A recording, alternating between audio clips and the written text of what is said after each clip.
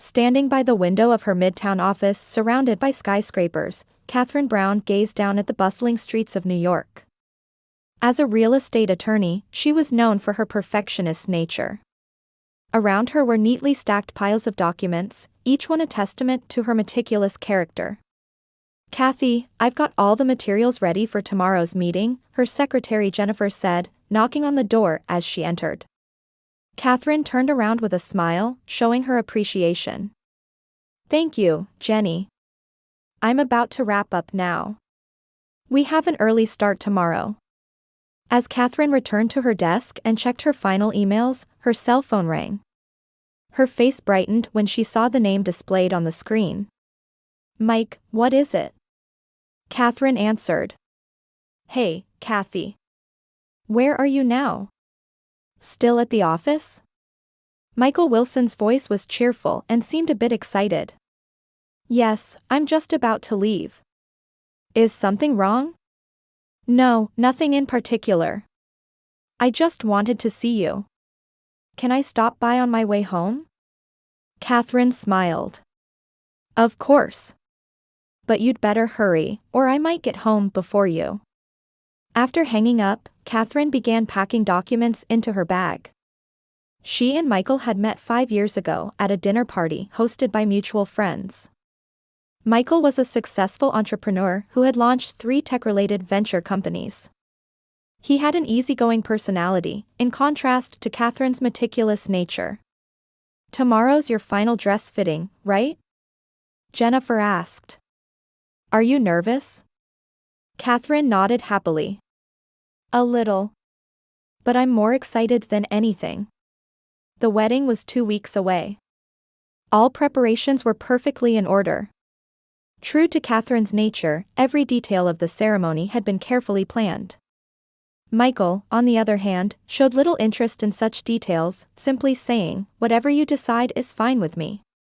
When she arrived at her apartment, Catherine ran into Michael just as she was getting out of the elevator. He smiled, embraced her, and kissed her on the cheek. "How was your day?" Catherine asked, and Michael shrugged. "Same as always. Meeting after meeting. Oh, and I signed a new contract." "Details?" "Well, I didn't really read it carefully," he said with a laugh. "Honestly, you."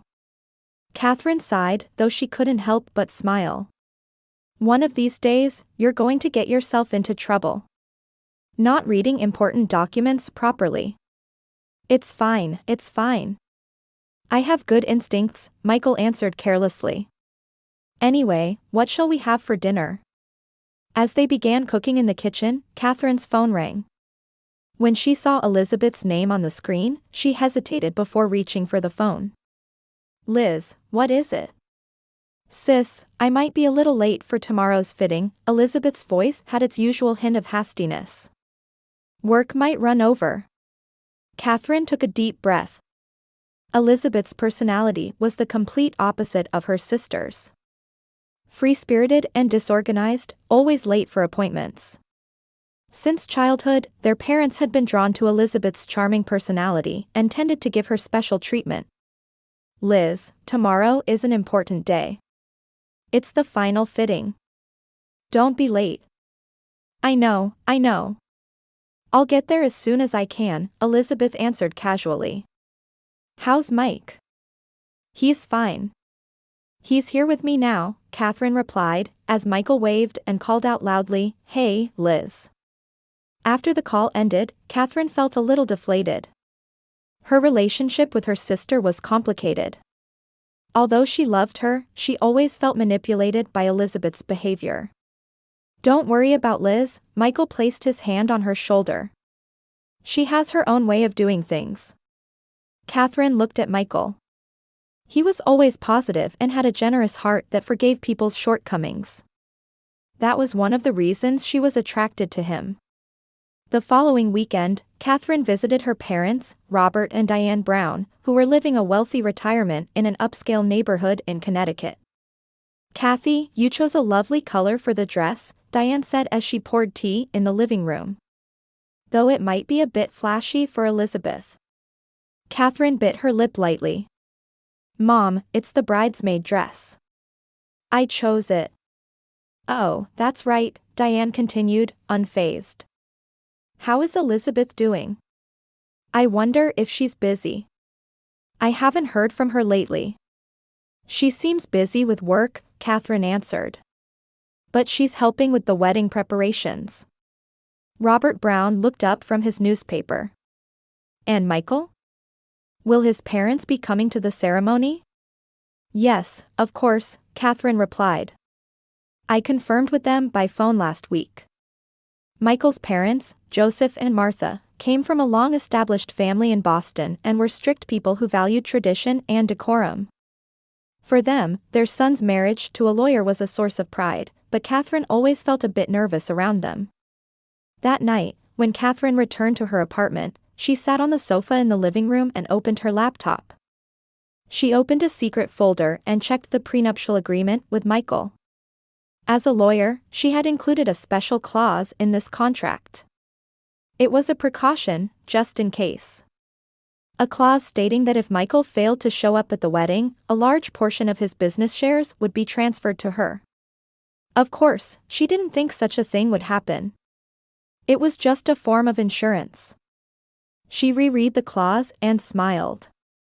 Michael, as usual, had signed the document without reading the details, saying, "It's probably just standard content anyway." Catherine closed her laptop and headed to the bedroom. On the wedding day, the bridal suite at a luxury hotel in Manhattan was filled with a festive atmosphere.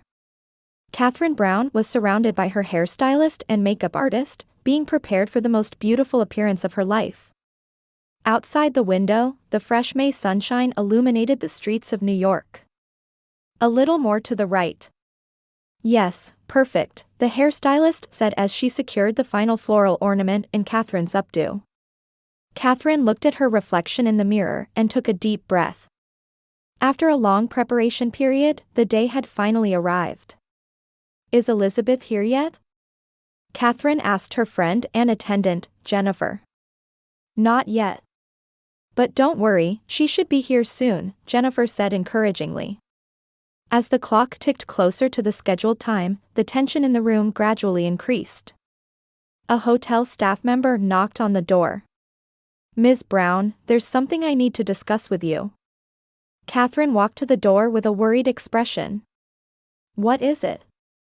I'm sorry, but it seems that Mr. Wilson, the groom, hasn't arrived yet.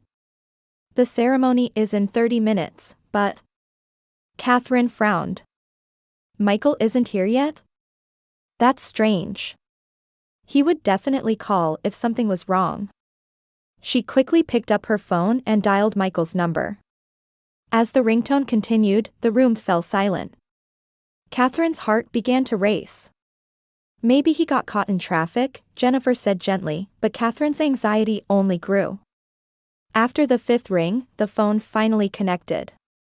Hey, Kathy. What's up? Michael's cheerful voice resonated with noisy background sounds. Lively music and people's laughter could be heard. Catherine was momentarily speechless. Michael, where are you? Everyone's waiting. The ceremony is about to start. After a brief silence, Michael answered in a light tone, Oh, about that. I'm actually in Hawaii right now. Catherine couldn't believe her ears. What are you saying? Is this some kind of joke? It's not a joke, Kathy, Michael's voice turned cold. I'm here with your sister Liz. And... There was a pause, then Michael continued, Your mom and dad are here too. We're all enjoying a little party. Catherine nearly collapsed onto a nearby chair. What are you saying? Do you understand what this means? There are so many people waiting. I know, Kathy. But I realized I couldn't marry you. Liz and I, we found each other. From the other end of the line, Catherine could hear Elizabeth's laughter. The blood drained from her face. Put mom and dad on, Catherine said in a trembling voice. Of course, Michael replied, and she could hear the phone being passed. Kathy? It was Diane Brown's voice. Mom, what is this all about? Catherine's voice was almost a shout. Kathy, calm down. Diane's voice was strangely cold. Sometimes life takes unexpected turns. Michael and Elizabeth look so happy together. Surely you can understand? Elizabeth is better suited for Michael. Catherine was speechless. Even her parents had betrayed her. Dad, she asked in a hoarse voice. He's here, but he can't come to the phone right now. He's having a good time. In the background, Robert Brown's laughter mingled with other voices. Catherine closed her eyes and took a deep breath. The phone returned to Michael. Kathy, listen, Michael's voice softened again. Let's forget about the wedding. Pretend it never happened. We're celebrating a new beginning here. After a brief silence, Catherine heard Elizabeth's voice. I'm sorry, sis. But we really love each other. You'll understand someday. Catherine hung up. The room was silent, and the staff and friends around her stood stunned, speechless. Could everyone please leave? Catherine said quietly. I need to be alone for a while. Once the room was empty, Catherine took off her wedding dress and pulled clothes from a nearby suitcase. Her movements were mechanical, but her mind was swirling with anger and sadness. After changing, she opened her laptop and searched for a specific file. The prenuptial agreement with Michael. There was determination in Catherine's eyes. Call Alex, she said to Jennifer. It's time to activate that contract. Catherine's voice had regained its composure. Her lawyer's mind was working again. There were no more tears on her face. Only an icy determination. 3 days after the wedding, Catherine's office was filled with tension. The morning sun streamed through the high-rise windows, illuminating the documents spread across the glass table. Catherine was dressed in a jet-black suit, her long hair pulled back tightly. Her eyes no longer showed sadness, only determination and cold calculation. Michael's stock situation is as follows, Alex Donovan pointed to a document. He was a friend from Catherine's law school days and a corporate law specialist. According to the prenuptial agreement, in case of marriage default, 40% of his main business shares will be transferred to you. This clause is fully valid. Catherine nodded quietly as she reviewed the documents. When can we convene the board meeting? First thing tomorrow morning, Alex replied. I've already contacted the major shareholders and explained the situation. They are very disappointed in Michael. They're beginning to question his judgment as CEO of a top-tier company. Catherine stood up and gazed out at the Manhattan skyline.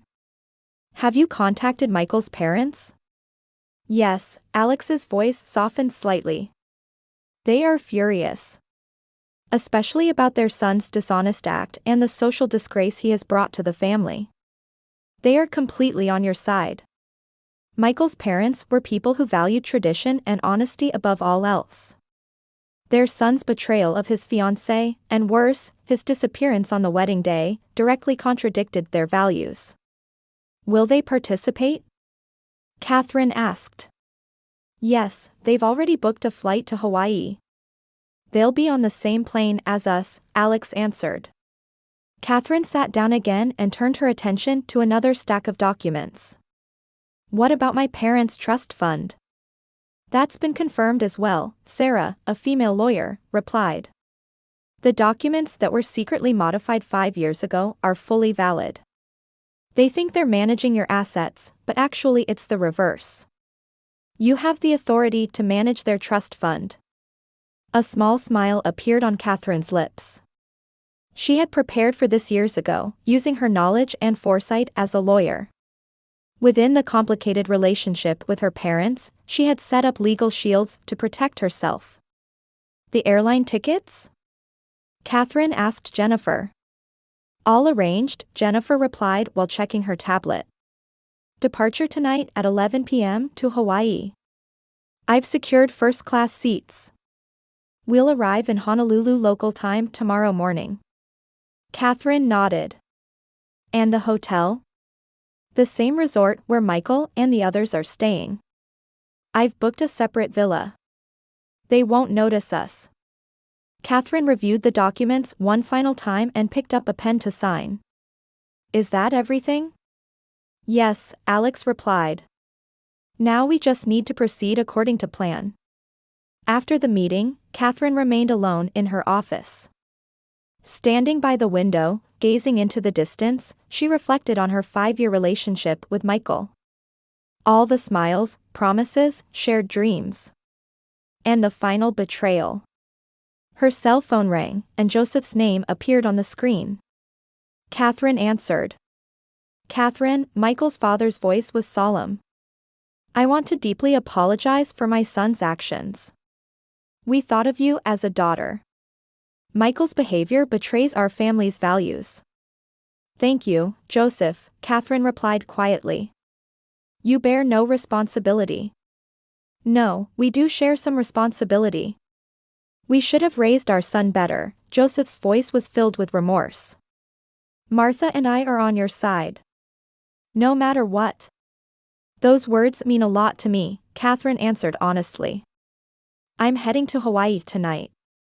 Let's meet tomorrow morning when we arrive. After hanging up, Catherine returned to her desk and checked her final emails. Meanwhile, her plan was steadily progressing.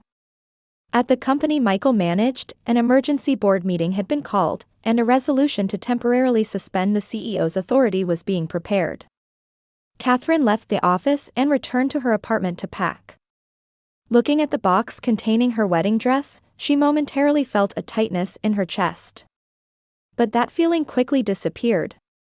That night, at John F. Kennedy International Airport, Catherine's legal team and Michael's parents had gathered. Martha Wilson saw Catherine and embraced her without saying a word. I will never forgive that boy, Martha said quietly. You are our family, Catherine. Even without blood ties. On the plane, Catherine sat by the window, gazing at the night sky. Alex sat next to her, discussing their final strategy. When we arrive, we'll first confirm their location, Alex said. Then we'll confront them at the most effective moment. Catherine nodded. I want to catch them when they're most off guard. I'll shatter their paradise. While flying over the Pacific, Catherine finally fell asleep. It was her first decent sleep since learning of the betrayal. In her dreams, the shocked expressions of Michael, her parents, and Elizabeth appeared repeatedly. When they arrived at Honolulu International Airport, the morning sun was already illuminating the island. At the airport terminal, Michael's parents were waiting. Joseph Wilson stood with a dignified presence, while his wife Martha was elegantly dressed but with fierce anger in her eyes. Ready? Joseph asked Catherine. Catherine nodded. Perfectly. They got into a taxi and headed for the resort where Michael and the others were staying. In contrast to the beautiful Hawaiian scenery visible through the car window, the atmosphere inside was solemn and heavy. Where are they now? Martha asked. At the resort's private beach, Alex answered while checking his phone.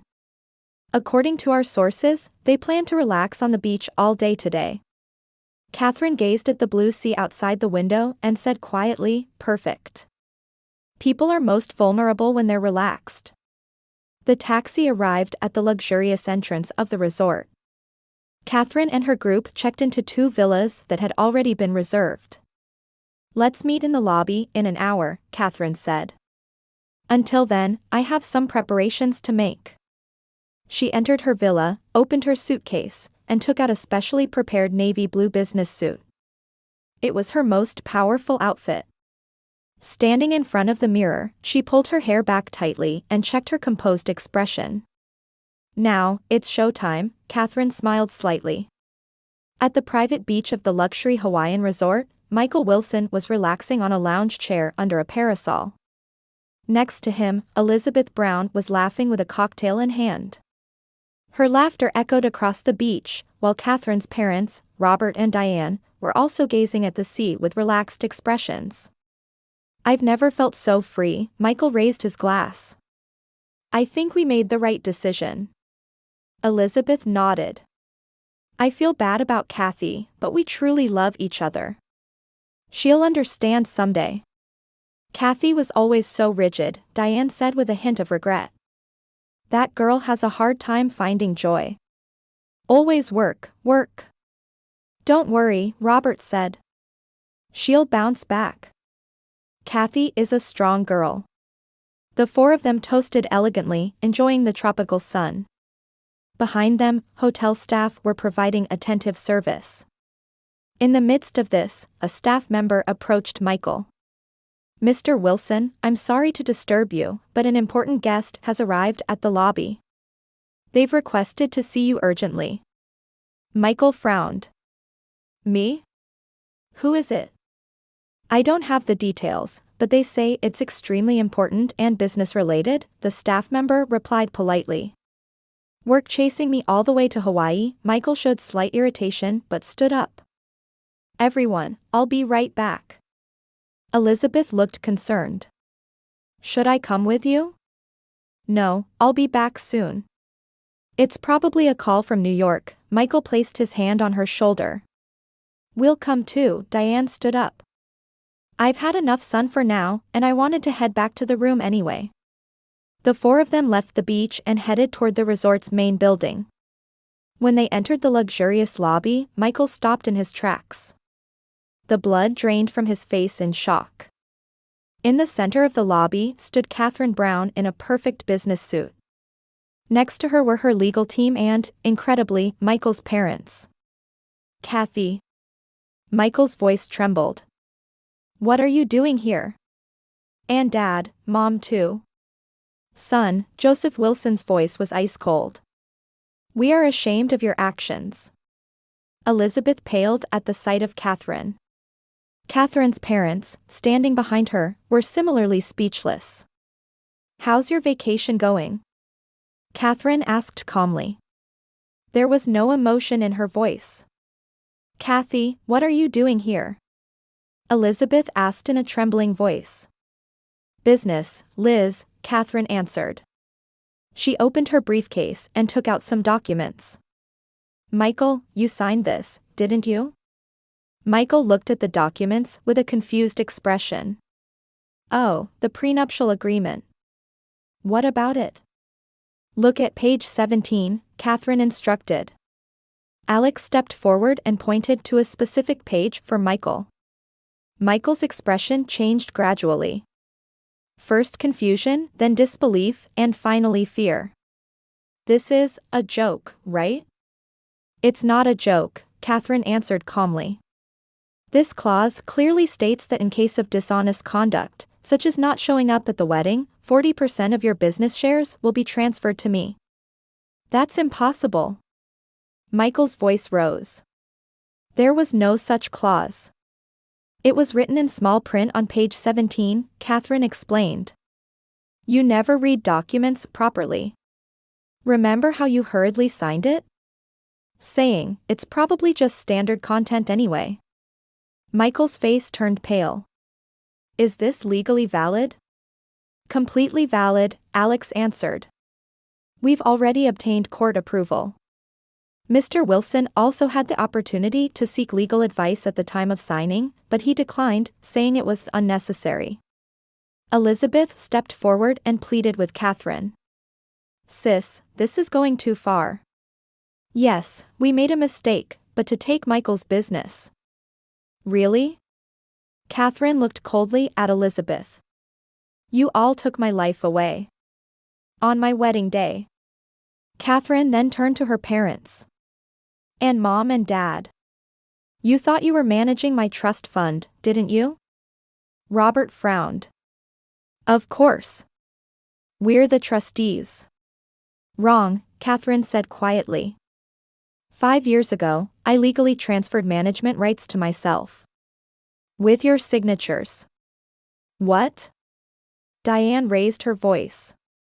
That's impossible. You don't read documents carefully either, Catherine sneered. Remember those papers I brought when I received my economic law degree? Those were actually documents transferring the trust fund management rights. The lobby fell silent. The expressions of Michael, Elizabeth, and Catherine's parents had changed to despair. "What good will this do?" Michael asked. "Is this revenge?" "Justice," Catherine answered. "You betrayed me. Everyone betrayed me. But I'm not the kind of woman who just cries and lets it go." Martha Wilson approached Michael. "Your father and I can no longer call you our son. Catherine is the daughter we are proud of." Michael looked at his mother in shock. "Mom." "I have nothing more to say," Martha turned her back. Catherine handed Michael one final document. "This is your resignation letter. A document agreeing to relinquish your position as CEO starting tomorrow. Sign it." Michael took the pen with trembling hands. He had no choice. "Betrayal comes with a price," Catherine said quietly. "You tried to ruin my life, but now it's my turn to change yours." Elizabeth was crying. "Sis, please, forgive us." Catherine briefly glanced at Elizabeth, then turned away without a word. She left the lobby with Michael's parents. Michael, Elizabeth, and her parents were left standing there, stunned. The autumn in New York was colorful. As the trees in Central Park turned red and yellow, Catherine Brown looked out the window of her new office in Brooklyn. A year had passed since that day. "Catherine, all the board members have arrived," her secretary called. "Thank you, I'll be right there." Catherine left her desk and headed to the conference room. She was now the major shareholder and chairperson of the board of Wilson Innovation. After Michael's departure, she had kept the company name but revamped the management team and set a new direction. Around the conference table were experienced industry professionals, her supportive legal team, and Joseph and Martha Wilson. After their son's betrayal, Michael's parents had truly welcomed Catherine as family. "The quarterly results are excellent," Joseph said while looking at the report. "Catherine, it's thanks to your leadership." "Thank you, Joseph," Catherine smiled. "But this is a team achievement." After the meeting, Martha approached her. "You'll come to dinner this weekend, won't you?" "Of course," Catherine replied. "I'm looking forward to it." The relationship she had built with her former fiancé's parents was an unexpected happiness for her. They loved and supported her like a real daughter. On her way back to her office, Catherine paused briefly, noticing a newspaper at the reception desk. There was a small article in the business section: "Former CEO Wilson establishes small startup." After being forced out of the company, Michael had lost most of his assets and was trying to make a comeback. However, his reputation in the industry had plummeted. No one was willing to entrust him with major investments. Catherine occasionally heard about Elizabeth. Rumor had it that after being abandoned by Michael, she had moved to Los Angeles and was working in a small gift shop. She seemed to be living a life far removed from her previously glamorous existence. With her parents, Catherine maintained only minimal contact. After losing control of the trust fund, their lifestyle was no longer as luxurious as before. Occasionally, letters seeking reconciliation arrived, but Catherine wasn't ready yet. She could forgive, but not forget. That evening, Catherine returned to her new apartment in Brooklyn. Having sold her previous luxury apartment, she was starting life anew in a different environment. On the living room table was a bouquet of flowers. The card read, "Looking forward to dinner tonight. David Morrison." He was an architect who had met Catherine 6 months ago at a charity event. A gentle and sincere man, he never judged her even after learning about her past. Their relationship was deepening slowly but surely. Catherine took a shower, changed clothes, and began preparing for her dinner date with David. Standing in front of the mirror, she gazed at her slightly different self. Her eyes no longer held sadness or anger. Instead, there was quiet strength and new hope. Betrayal had devastated her but had also made her stronger. She had risen not as a victim, but as the protagonist of her own life. Before leaving the apartment, Catherine stood by the window one last time, gazing at the city lights. Life can change in unpredictable ways, sometimes painfully. But what you learn from that pain and how you grow is up to you. She took a deep breath and closed the door. A new chapter was just beginning.